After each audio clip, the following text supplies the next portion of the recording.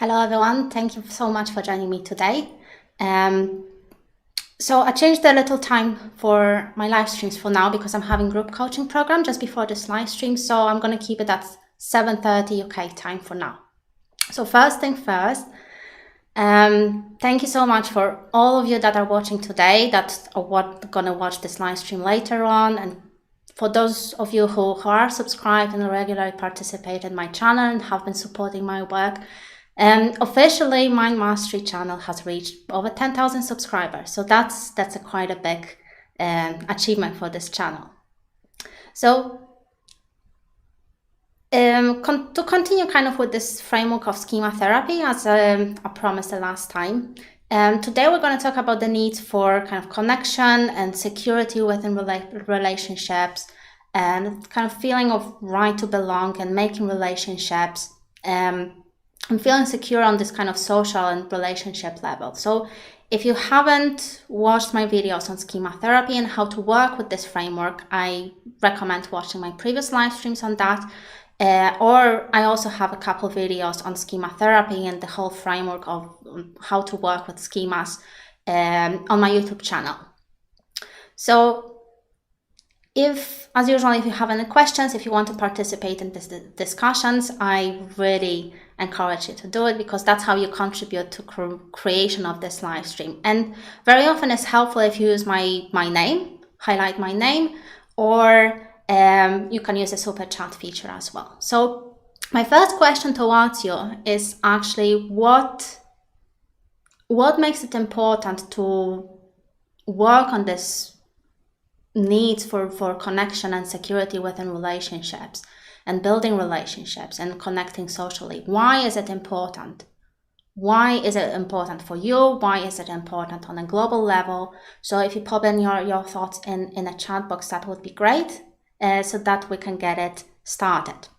So from my perspective, and I'll try to get a little bit personal here, without using too many psychological theories. I think that this kind of, building these human connections and being connected within relationships and feeling secure and accepted and having experience of being understood is one of the fundamental human needs, because we want to be seen, we want to be recognized. And also, if you think about your experiences in childhood, that's where our sense of security comes from, right? We start to get that sense of how it is to be us, how it is to be kind of human in this context of bonding with our parents and then bonding with our peers. So there's this kind of grounding element to being in relationships. So I'm wondering what perspective do you have on the importance of needs? Just to make sure also that the chat is working, because I know I had issues in the past where people were trying to get to me, but the chat wasn't working. So if you could type anything at all, that would be super helpful too. So just so I know that it's working. Now, so we know that, okay, this needs for connection and human relationships are super important in childhood. But then, as we grow up, as we grow older, obviously, in adulthood, this sort of needs usually get a little bit transformed. So it's not just about feeling secure and having the sense of being taken care of by other people, but also it's this sense of maybe, recognition and belonging to certain groups, belonging to relationships, having a sense that there are other people who have similar experiences. And maybe also this kind of experience of recognizing ourselves through other people's experiences, through other people's lives. Hey guys, yeah, it works. Hello, Stress. Hi Baron. Charles says, perhaps we are connected on a fundamental level, so we want to emulate that in our lives. Yes, that is a very deep perspective. The more kind of deeper you go into these layers of reality and our experiences, we might be all connected, and technically we're coming from the same source in a sense, right? We having the same experience of getting born, right? Of being born. So technically on this physical level, it might seem like, maybe we are kind of disconnected and separated, And but you know, the deeper you go, the more you embrace this kind of bigger picture philosophy. There might be this idea that yeah, we are all connected. Maybe you can even say that there's this sense that, you know, we are all one consciousness experiencing itself on this different fragmented levels. So there are many different perspectives to that. Any other thoughts on why it's important to get these needs met for connection and relationships, and, you know, participating in social interactions and getting ourselves out there, expressing ourselves? So in adulthood, I think it kind of gets complicated because we can't recreate anymore this original experience of unconditional love, unconditional care that we experience in childhood, right? Hopefully, I really hope that each of us had that experience where, you know, no matter what, our parents were there for us and they could take care of us and listen to us and give us attention and offer empathy and understand our experience, and, you know, give us that, you know, unconditional kind of sense of taking care of us, right?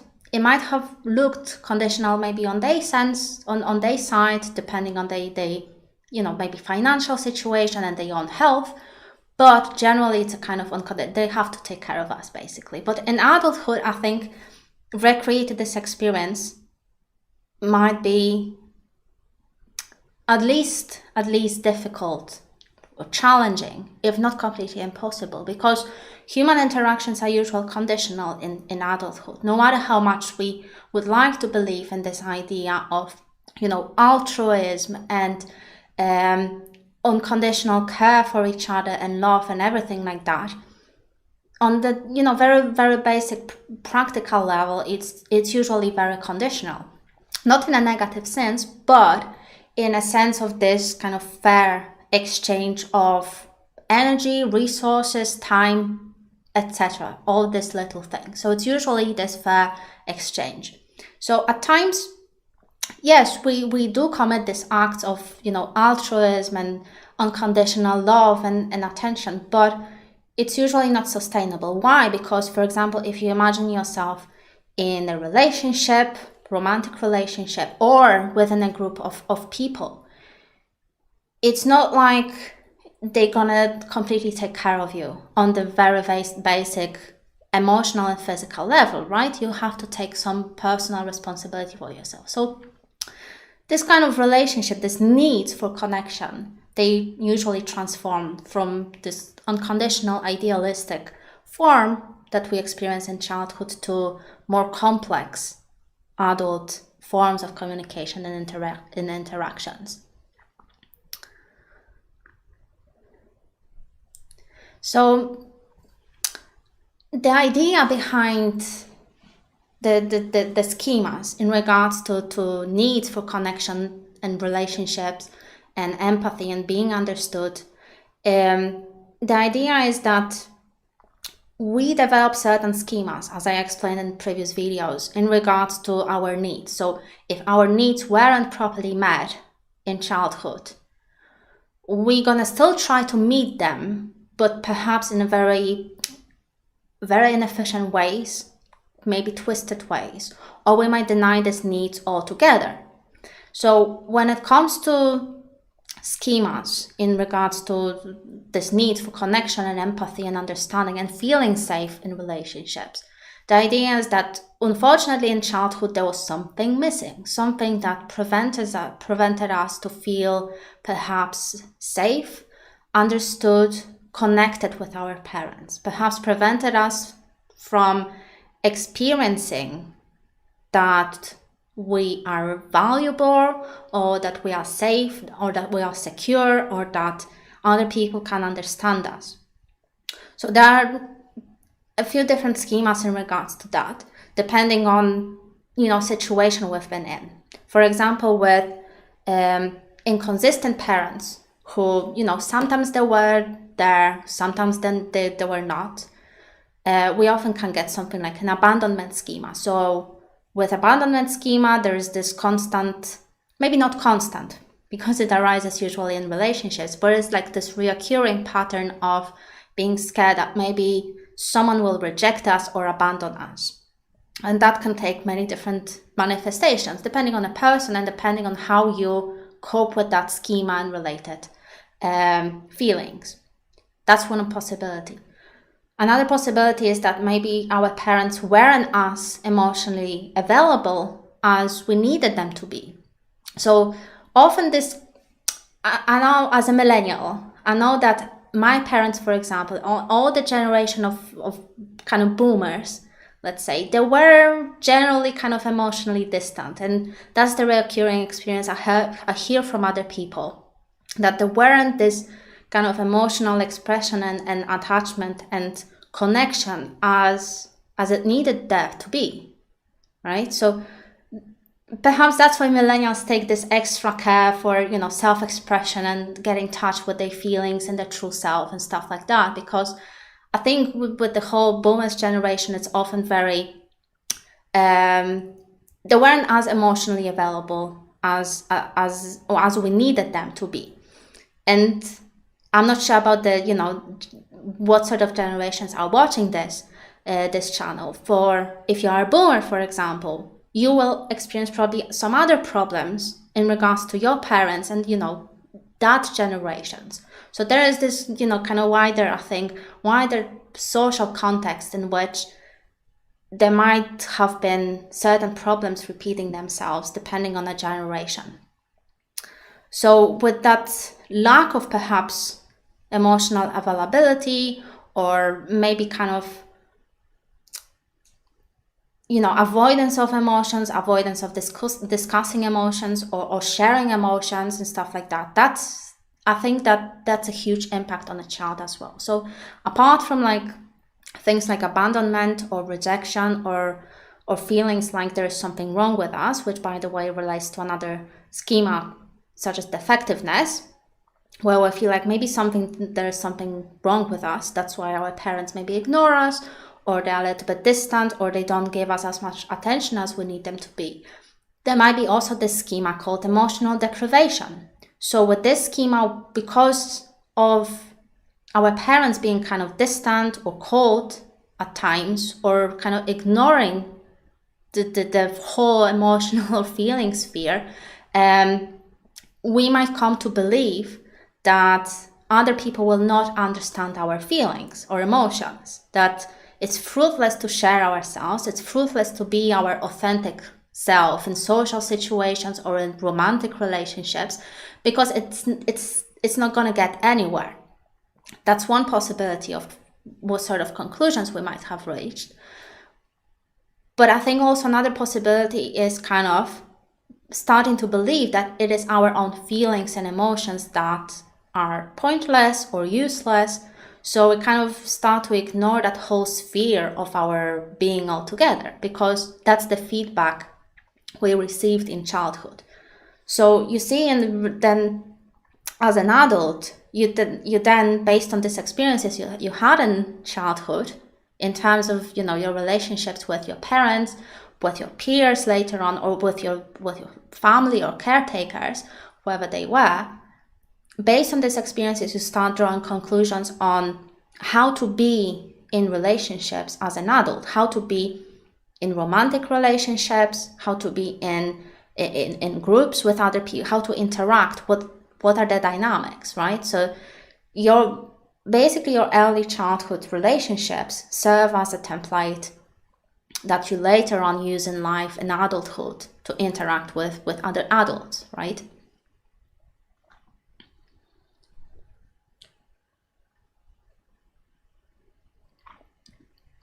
Baron says, I think that whenever I try to grow into meet a standard as a means of control, what schemas would this create?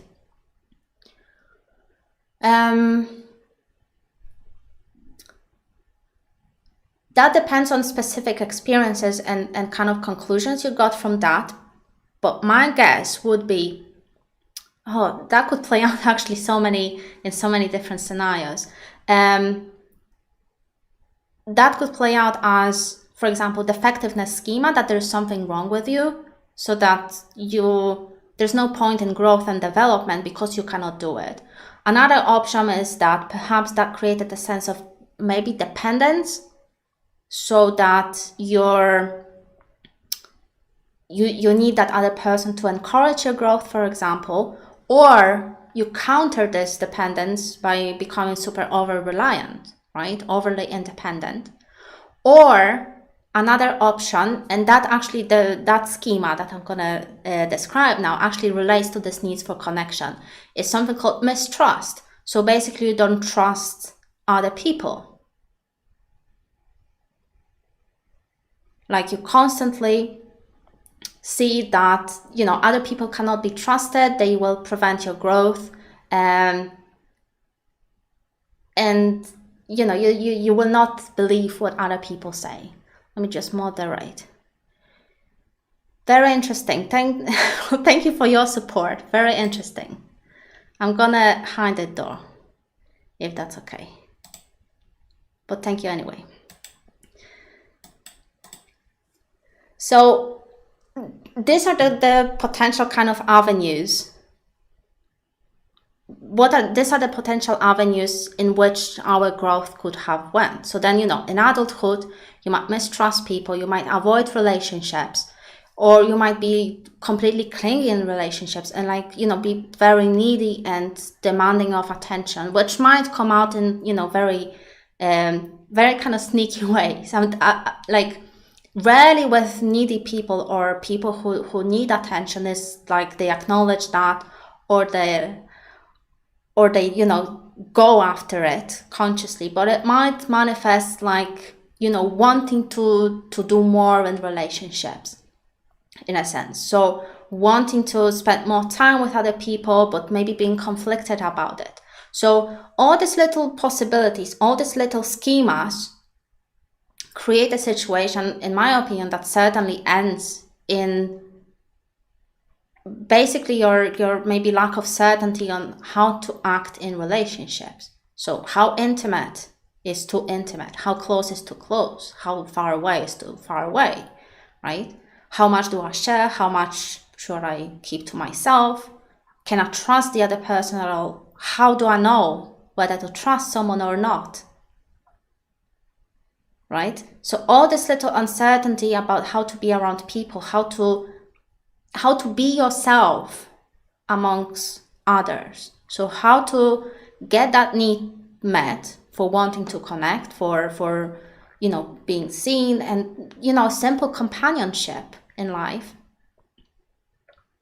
How to know how to meet that need if you are kind of uncertain in terms of how to perhaps act in relationships. So what happens with the schemas is that I think that, and that is the key kind of, from my perspective at least, the key kind of characteristics that can help us to recognize that we operate through the schema is that we might take, in relationships, things to an extreme. So what I mean by that is that we either completely avoid relationships, or we have to have companionship all the time, and we cannot exist on our own. Maybe we get like separation anxiety, right? So either we avoid intimacy, or we jump into relationships, we get super attached, we get anxious about getting rejected or losing that attachment. We might also get kind of awkward around the subject of boundaries, like how do we set boundaries, like what do we allow, what we don't allow. So it's usually with all kind of schemas, and not just in regards to this domain in terms of connection and belonging, but also the schemas. The key sign, in my opinion, is that we can take things really to an extreme. So like, let's say we want to meet a friend, for example, and they say no one time or two times, right? So at this point, we might take it to an extreme and say like, okay, that person doesn't want to see me never in my life again. So usually using this kind of descriptions like, always, on, or never, or everything, or nothing, in terms of how we speak, how we describe events, can help us to understand that we operate through the schemas because we take things to an extreme.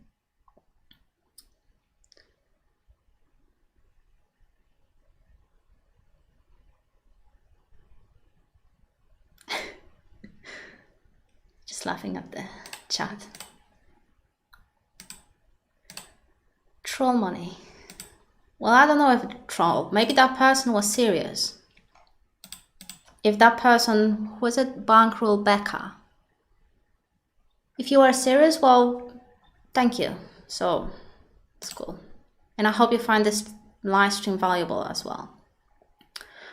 And also another thing that kind of came to my mind as I've been reviewing my my notes is that and that certainly has been my experience in the past, with certain schemas such as abandonment or mistrust or emotional deprivation especially, we might be chasing people who don't care about us. So we might be kind of chasing the wrong type of people who are maybe not compatible with us on a personality level or on the temperamental level. So what happens is that we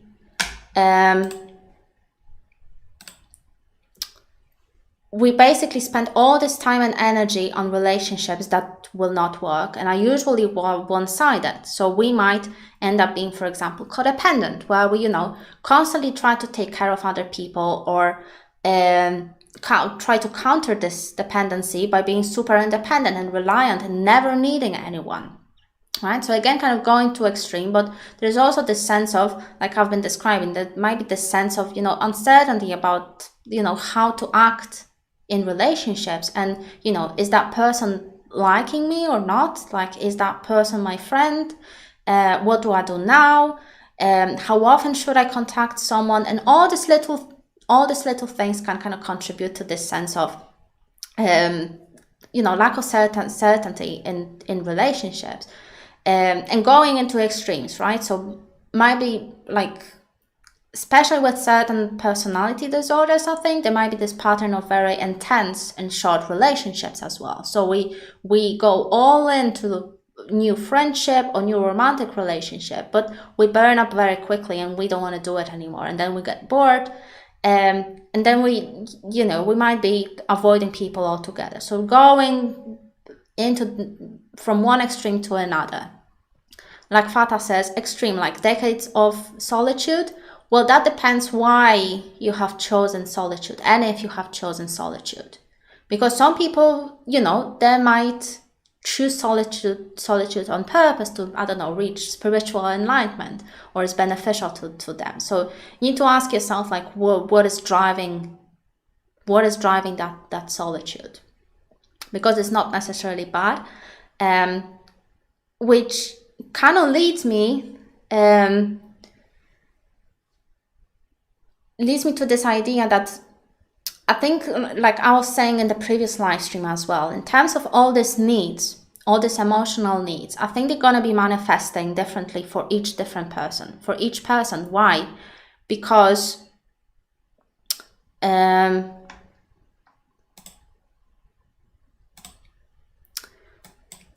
we all go about meeting these needs in different ways. So, for example, because of our temperament, some people who are introverted might have very little needs in terms of social connection, right? So they need, having one or two very close friends, and getting kind of, just very minimal social interactions, and they are satisfied with them. But then with extroverts, they might need to have a whole group of people, right?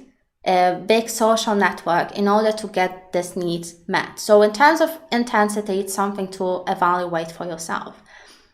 And also something to keep in mind that on the beginning, let's say, if that's a beginning, when you become kind of conscious of this needs at first, or if you start meeting them in a kind of conscious way, or if you never met them properly before, these are the possible scenarios, you might notice that your needs for like social connection or company of other people might be super strong because you are basically emotionally deprived, or you're deprived from, caring relationships and close connections with other people. So basically at first, these needs might be really intense in comparison to later on, when you satisfy them, when you satisfy that kind of gap or a hole, or a void from childhood because your parents couldn't give you what you needed. So that's something to keep in mind, that intensity of how these needs will be expressed in your life, how you will experience them, will be solely dependent on your situation. So I think in this process it's kind of important to be accepting of, what is happening, and that it's okay to need social connections and need relationships, but it's all about how you go about meeting these needs. And that's what schemas usually prevent us from doing properly. Because when you operate through schemas, what you do through relationships, you kind of satisfy the schema's need, but not your own need. So for example, with abandonment schema, if you fear rejection or abandonment, you kind of get paranoid in relationships that your partner is going to leave you, or they're going to cheat on you, or they don't like you anymore. And it's like super intense for you, and but you're still in that relationship. You're not satisfying that need for stability and security in the relationship, but you kind of maintain the schema of abandonment in a way that, you perhaps get a little triggered. Maybe some possible scenario comes to your mind that maybe your partner doesn't like you anymore or something like that. You then start to cope with these feelings and emotions, and that kind of reinforces that schema. The same with all other ones, like with mistrust, for example.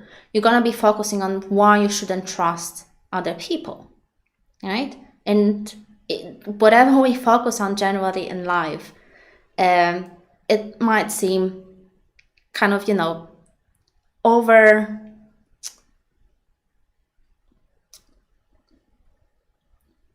overly kind of more intense than it is in reality. So what I mean by that is that when we focus on specific thing, it's like self-fulfilling prophecy, basically. That's what I was looking for. Self-fulfilling prophecy. So you look for evidence that you cannot trust other people, or that other people ignore you, or they don't understand you. And trust me, you're going to find that evidence, because that's what you are focusing on. So with schemas, your perspective kind of narrows down to things that your schema wants you to see. That's why I call the schemas lenses as well. Thank you, Calvin. So how do you know that you need to basically work on your schema? How do you know what is appropriate in relationships?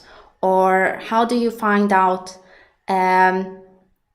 whether the people close to you are kind of, good and caring and are kind of right for you, in a sense? Because I think with this need for relationships and belonging and, human connection, I think all of these are important questions. It's all about learning how to be in relationships, right? Learning how to be socially, learning how to interact with people without getting triggered, without getting anxious, without getting ashamed or embarrassed in any way. I mean, all of these emotions normally arise in social situations. But with, if you have the specific schemas, again, you will be going into extremes and, ruminate over social mistakes for a week, right? Or getting super embarrassed in front of other people. Most people don't even understand themselves, much less anyone else. So we're going into philosophy now, and whether people can understand each other, right? So that's why I said before on the beginning of this video, at least from my perspective, that's why we did this, meeting this need for social connection and being in relationships. It gets super complex in adulthood, right? So there's no more unconditional love, there's no more unconditional care, but everything is kind of complex.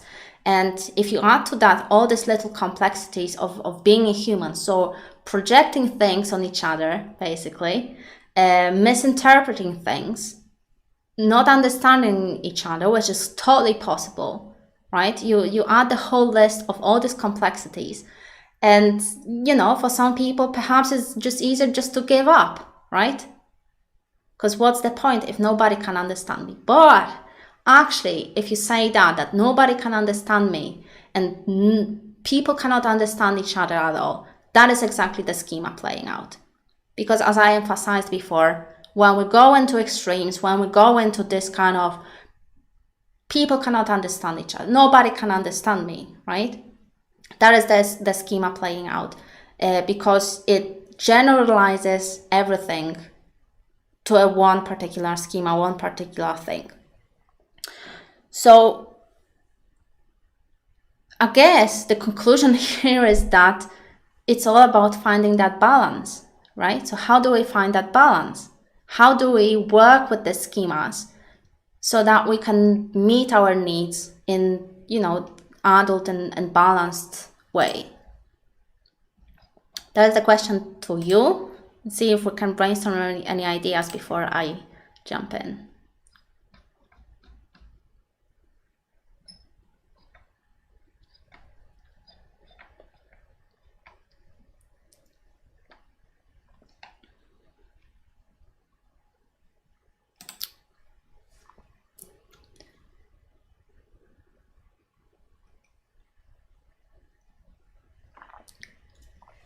From my perspective, I think, as I was saying, I think the first thing when it comes to working with this kind of social schemas, because essentially they're about, you know, relationships and connection and empathy and feeling safe in relationships in regards to people, is finding that balance. So I think it all comes down, when it comes to working on that balance, is sorting out what is actually true and what is not true. So what I mean by that, when you jump in to conclusions, when you offer a thought, when you offer an opinion, or you become more aware of an opinion or an interpretation or an analysis or an evaluation, I think it's super valuable if you kind of use this meta perspective and look at this interpretation and evaluation and thought as objectively as it can be. So by objectively, I mean look for facts that are pro, which kind of, you know, demonstrate that this thought in interpretation is true, and a thought that is in an evidence that is against it. So that way you start to get the balanced perspective. So it's not just one, and that's how things are, people don't understand me, or everyone is stupid or whatever. But you start to get this balanced point of view when you start seeing the opposite as well. And trust me, you're gonna get evidence for both perspectives. You just really need to start looking for it if you can't see it. So for example, if your schema, relates to, let's say, mistrust, I cannot trust other people, or I'm super trusty of everyone, right? My thought might be like, let's say I meet new people, and my thought might be, oh, that they're gonna try to exploit me or something like that, right? When you look at that opinion, when you look at that analysis or interpretation, what's the evidence of that, and what's the evidence against it? So that way, when you look at all your beliefs and interpretations like that, you start to chip out one bit of schema by one bit, by one bit, by one bit, right? you start breaking it down. Because if you think about the whole schema, it's not just one specific beliefs, but in practice it manifests like all these little beliefs that, you know, rotate and circulate in your life on a regular basis, right? They usually repeat as well. So looking at for these patterns, looking at how how certain thoughts or interpretations repeat, how often they repeat, in what situations they repeat, I think can be super helpful too. So you don't end up in a loop. And I think, like, in a sense, with schemas in particular, not necessarily just the maladaptive schemas I've been describing in this live stream, but any kind of schemas in general, there's a potential for looping. So we have the same opinions, the same perspective, the same interpretation, and we circulate through life, looping through the same beliefs, basically, not stretching out, not expanding, not seeing the opposite perspectives, or not seeing a potential beliefs or opinions or interpretations that could broaden our views. So when I say to develop this more balanced framework, more balanced perspective, more balanced interpretation, it's about all considering this alternative points of view. And of course, that's going to generate tension, because then how can you hold two conflicting beliefs in your mind? And your mind will be very quick to stick with the original thought, with the original belief, with the original interpretation, because you want that security, you want safety. You've been using the same belief throughout, for 20, 30 years. Why should you change? But the trick is to actually hold that tension, wait until you develop a third interpretation. So how can you unite these two conflicting points of view, for example?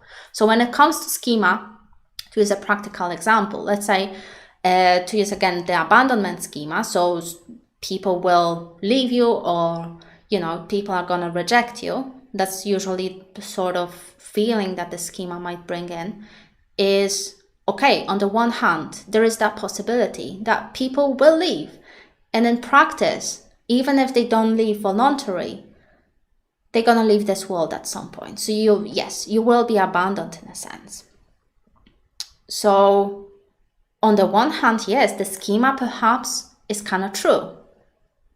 But then how do you react to the schema, right? So there are many different, three at least different ways, general ways of coping with this anxiety or fear, right? We usually, like I described in previous live streams, we might avoid it, we might try to overcompensate, we might completely surrender to the schema. So depending on how we manage the schema, we stay in the loop.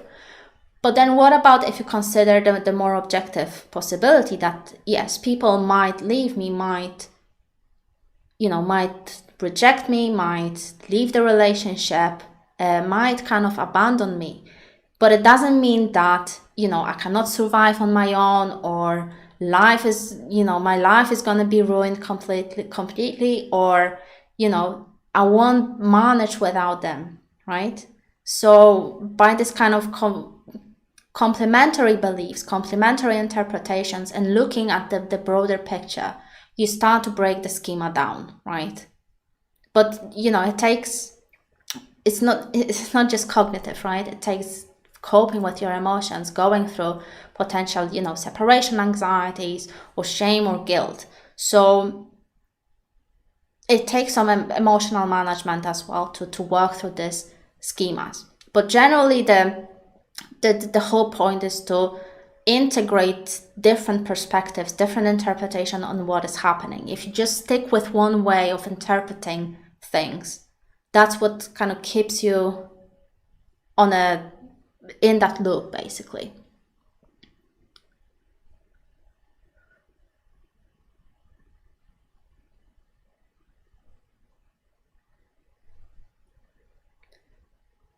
So with that, it comes, things like mindfulness, developing meta perspective, setting up the reflective time. All this are super helpful, but especially I think especially mindfulness. So, you know, it's all about observing how you think, right? So it's not just thinking and, you know, you get a little bit of anxiety or a little bit of fear, or you get guilty, or, you know, you get maybe paranoid even in certain relationships. It usually what happens is that the natural instinct, the natural thing that we do, we completely jump into this emotional state. Whatever our emotions are showing us, we just accept, and yeah, I'm guilty. Yes, I did something wrong. Yes, I embarrassed myself. Yes, I'm gonna get abandoned or rejected, or I'm gonna get, you know, make a fool of myself, right? We rarely question. It's like, yeah, that is what's happening, right? That is what's gonna happen. That is how I feel, and this is representing the truth. So exactly this attitude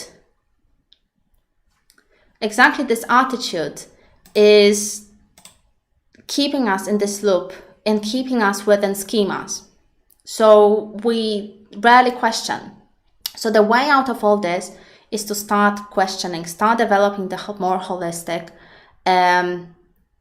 way of looking at things. You guys, you have to stop. Like, I can't deal with this. Like, basically all you trolls, what you are doing is you are preventing all these people who are here to gain actual value from this live stream. You're preventing me from reading the comments properly, and I cannot help these people, and I cannot read out the questions because I'm going to start avoiding looking at the chat box, or I'm going to, you know, read through the chat box, and I'm going to start deleting messages. So if you are a troll, can you go somewhere else?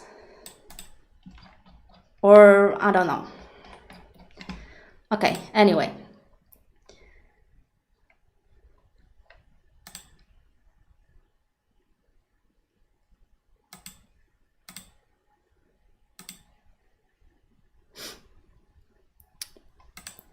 Another thing that could help you to work with these schemas related to abandonment or mistrust or emotional deprivation or defectiveness, thinking that there's something wrong with you, when, you know, then avoiding relationships, is evaluating the current dynamics of your relationships. So what sort of people do you spend your time with? What sort of dynamics there are? What sort of, you know, interactions you have with these people? So are your relationships fair? That's the biggest thing. Thank you, AJ. So are your interactions with your current friends or in your romantic relationships or even with your family, are they fair? Do you feel like maybe it's always you asking to meet up or for the time or for the attention? Or maybe it's the other way around. Is it always like someone else keeps asking you about things? So on these little dynamics, like, do you always have to listen to your friends or to your partner or to your family? Like, does it feel like you never feel heard or understood? Or maybe do you feel like you're chasing people? Something like that. So pay attention to all this little dynamics, how you interact with people. What's the dynamic there? What's the role that you're playing in your relationships? Thank you, AJ.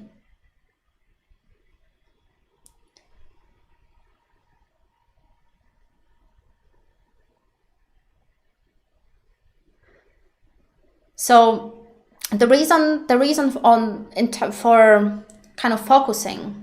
of focusing on this anti-troll donation, that's a good one. Thank you, Calvin. So the reason why I recommend focusing on this current relationships, and that might be a tough one at times, is because you want to look at what you might be losing in relationships potentially, and what kind of relationships might be keeping you in your existing schemas. So for example, I think this is the most common example.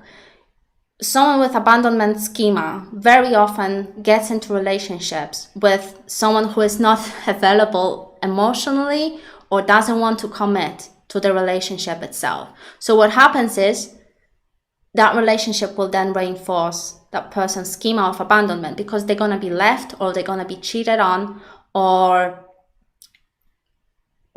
basically they will get the confirmation that they will get abandoned in relationships. The same applies to, all other schemas like mistrust. You might be super mistrustful person, and then you get maybe in some shady relationships with people who will exploit you or cannot be trusted at all. Right? So that's why I think it's important, super important, to pay attention to your current relationships and the dynamics. Are these relationships reinforcing your schemas? That's a question that I would really recommend, paying attention to as you're working through the schema. So are there people in your life that maybe you are chasing, but they don't really care about you? So what to do when you uncover these little things? What to do when you uncover that the current relationships you are in are not healthy for you, for example? Although I'm not a big fan of that, and sometimes, and I really don't want to, push that this is the only solution. One option is to kind of create a distance from these people. I know this is not always possible, and this is not always, I don't encourage it, basically. If you have other options, I think this is the last resort. Create a distance from these people, because they're going to be keeping you in your schema. Why? Because even if you start changing, they're going to be still operating through the same mindset, through the same dynamics as they did before. So unless both of you change, you're going to be triggering each other. So if you start changing, for example, you might start triggering their own schemas, or push them to change, which they maybe don't want to do. So keep creating that distance, last resort.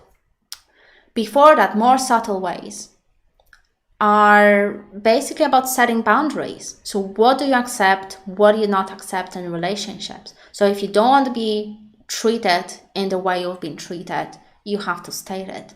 And if you don't want to be always that person who initiates conversations, or that person who always have to make plans, or that person who always have to listen to someone else's problems whilst they're not listening to yours, you have to express it. And I know it can be, for some people, especially codependents, it might feel a little bit clunky at first because you've never done it properly probably before.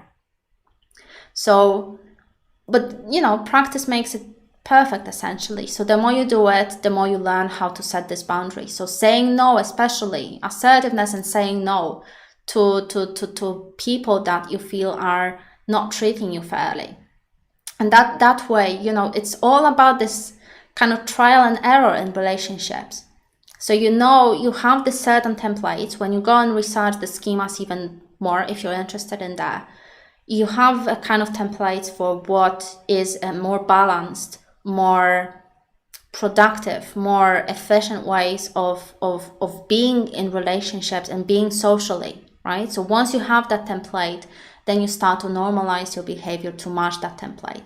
And again, it doesn't mean going into extremes, because even when you, let's say you heal all your schemas, you worked on all possible schemas, you heal them, you will never get rid of them. So it's not about getting rid of them, because they will always be there in the background, technically. That is the nature of our mind. We build different schemas.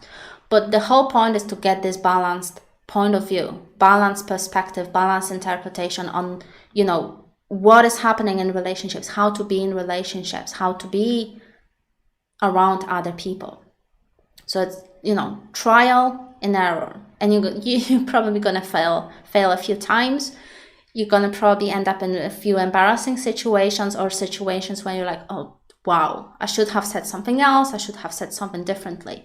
And that's fine. That's how you learn, because you keep that retroflexion going and analyzing your past and analyzing your experiences.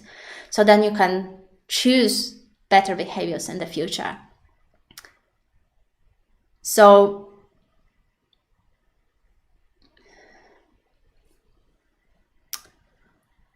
that's a good question also. what if results of asserting yourself is always negative? So I think with your questions, there are two possible causes for that, unless there's something more I'm not aware of. And both might be true, actually. One possible option is that you might be doing it in a super aggressive way, depending on, I don't know what the results of your assertiveness are. One option that you do it in a super aggressive way and you push people away, or you do it too weak, so it doesn't have any effect. That's one possible option. So about the way how you're asserting yourself. Or the second option is that the people you are surrounded with have their own schemas going on, and they're used to you being in a specific role of someone who cannot assert themselves, or who is not allowed to say no because it's too challenging. So both of these options could be true in your case. I don't know exactly what is your exact situation, but something to look at. It's something about your way you're asserting yourself, or it's about the context, the social context, the people you are surrounded with. These two situations I would question. So lastly,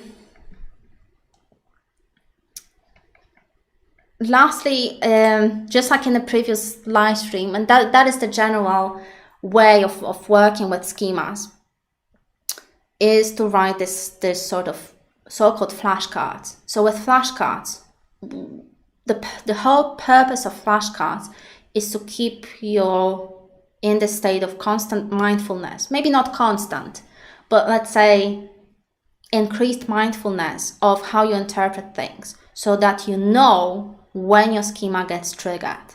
So what to put in a flashcard in terms of this, need for relationships and schemas preventing us from connecting with other people. So first of all, you write down your experience of schema, right? So for example, right now, I'm feeling like I cannot trust that person. I'm scared of that friendship. I think they're gonna exploit me, or right now I feel very lonely because there's nobody that can understand me, and I cannot connect with people, and there is something super wrong with me on all fundamental levels. That's usually how the schema plays out. And it's important that you include not only the interpretation of your experience, but also what you feel in that moment.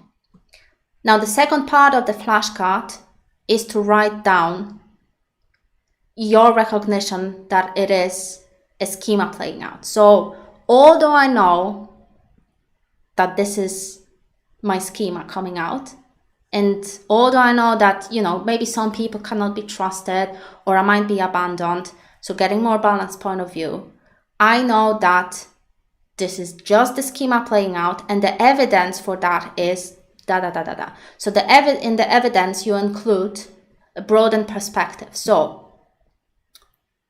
evidence against your schema, basically. So what's the evidence out there that you will not be abandoned, or that you will be okay after abandonment? What's the evidence there that you are not completely defective, that you have, various skills and abilities? What's the evidence there for being able to trust someone?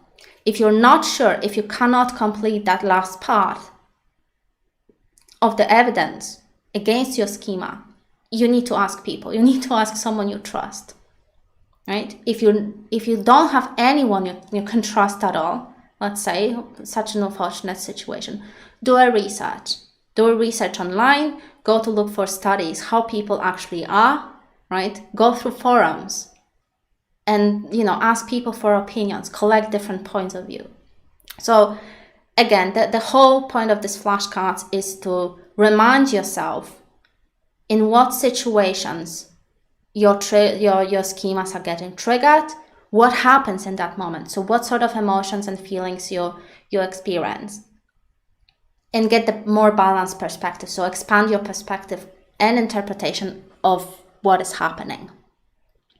So I hope that you guys found it helpful. It was a very funny live stream. If you do have any more questions, feel free to ask them in the chat box. And yeah, it was a funny live stream. So thank you for connecting today.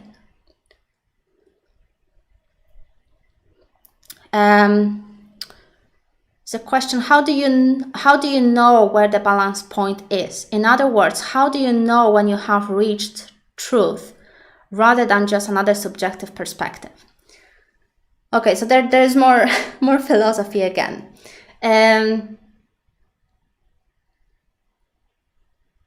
Yeah, that will depend on your kind of philosophical stance. So do you believe in truth to begin with, right? And how do you define the truth?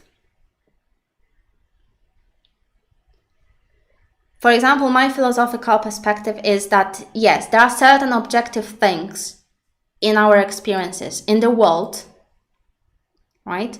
But there's also a subjective experience, which both are equally valid. So, unfortunately, we perceive the objective things through our subjective mind. We cannot go outside of our mind and look at the world, right? Everything that we perceive around us, no matter how objective it seems, super scientific, it's all still through our mind, through our perspective.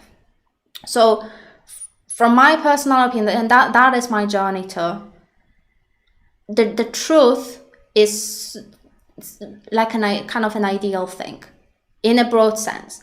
So what I strive to is to get as expanded perspective as possible, to get as many perspectives as I can, because that gives me more data and more information on what is happening.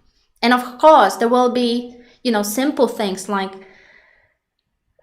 that my table is made of wood, right? That is kind of an objective, sort of objective, concrete fact, right? But with like social things, that is, from my perspective, that is highly subjective area. So there will be, I don't know if it's even possible to find 100% true, a total truth in regards to social situations, because you can never read someone's mind. You can never fully understand them. So there's always this idea. And then how do you know, even if they understand your language, if you two have, both of you hold this, the same construct, right? So we humans, hopefully most of us are kind of aware of that option and inconvenience to communication. So we try to get that communication as clear as possible, so that both people can understand each other as much as they can. So when it comes to, let me read the question again. When it comes to finding the balance point, it's about expansion of your perspective and getting the bigger picture, getting the more complete picture of what's happening. So like I illustrated with that example on like flashcards and working with, for example, abandonment. Yes, the schema might be correct. Yes, you might get abandoned. You might get rejected in certain situations. Part of life, part of adult relationships. But there is also an option for not being abandoned or not being rejected. So you get the whole picture. It's like maybe seeing more possibilities in a social life than your schema is telling you.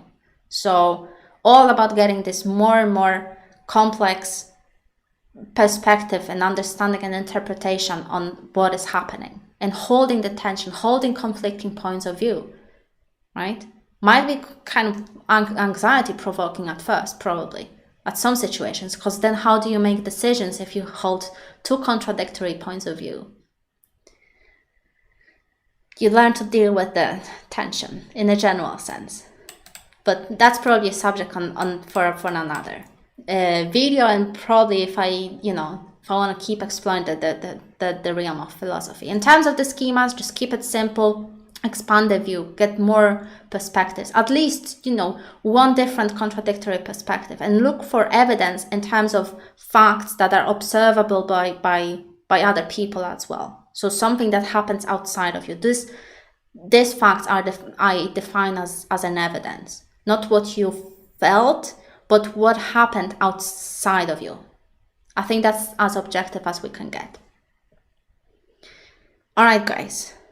So again, thank you so much for joining. Thank you for 10,000 subscribers. That's a cool number. And I hope to see you either next week or in 2 weeks. I haven't planned it properly yet, but most likely in 2 weeks. So as mentioned before, I'm going to keep this time for now, which is 7:30 UK time. So basically 30 minutes later than before. If you enjoyed my live stream, I recommend my Patreon account where you can support my work. And if you're interested in working with me on one-to-one basis, I do offer coaching psychology sessions. So you can book a free consultation on my website if you're not sure whether coaching is right for you, or if you just want to discuss your goals for the coaching program. And we'll go from there. So again, thank you so much for joining. Thank you so much for interacting, your questions, your discussion. Very nice question, lots of brainstorming today. And I guess kind of, quite inspiring discussion on many levels. So again, thank you so much, and I'll see you next time.